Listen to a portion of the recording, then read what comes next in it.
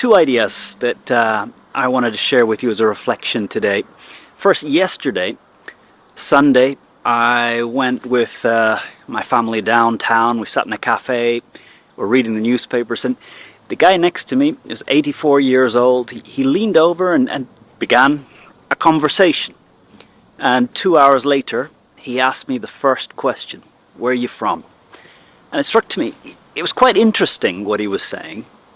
But for 2 hours, it wasn't really a conversation.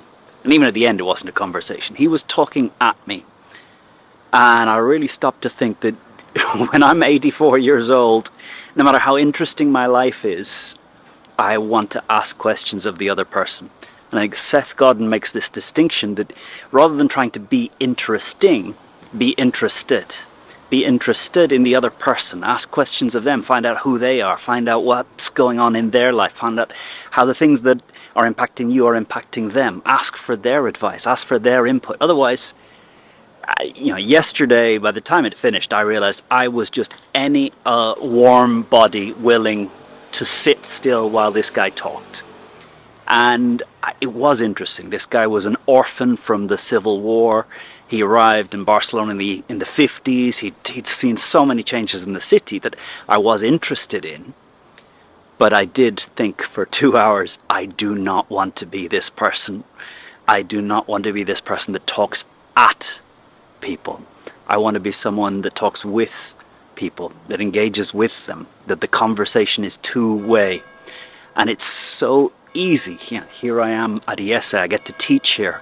A lot of students will walk up and I can feel that in my role as a teacher, I get to talk. I get to be the one that has the answers. And I can just imagine myself here. Someone comes up, says, "Hey, professor," and I start talking. And after 2 hours, they said to me, "I was just looking for if you knew where the bathroom was." So you've got to be so careful. And particularly if you're in a position of power, because people won't interrupt you to say, "That's not what I'm interested in," or "That's not what my need is right now." So my lesson goes back to something that Vern Harnish told me years ago: increase your question to answer ratio. No matter how much you think you're asking questions, engaging, learning about what others are thinking, it's so easy to make assumptions and assume that you know what the other is here for, is interested in, what's going on in their life.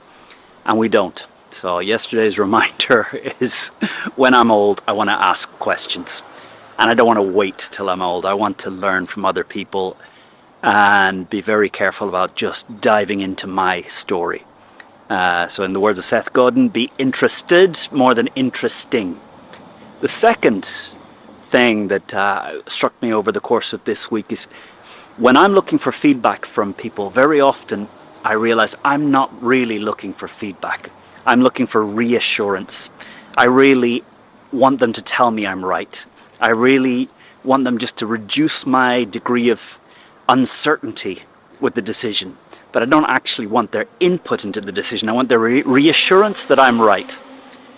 And it's very dangerous for me or for you or for anyone to get in a habit that we're not really turning to the people around us for advice. We're turning to them for insurance, to give our ego a little boost that we're on the right path. Even if we're not, we'd rather they told us that we're doing okay. Feedback is only helpful if it actually hurts a little bit. And on that note, I was thinking, to take feedback from someone, they need to ask me questions.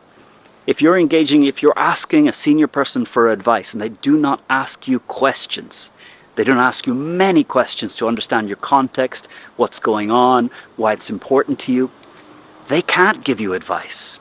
They can give you some sort of generic thing that might have worked for them or might work for someone else. The best advice from a mentor is specific and it's to you, and it can only come if that person asks you a lot of questions, get to understand who you are, where you are, why you're trying to get to where you're going, what it would mean for you. So I think this idea of questions, on one side, it's very dangerous if you find yourself talking, being the one giving the advice without asking questions. On the other hand, it's really dangerous to take advice from someone who didn't ask you any questions.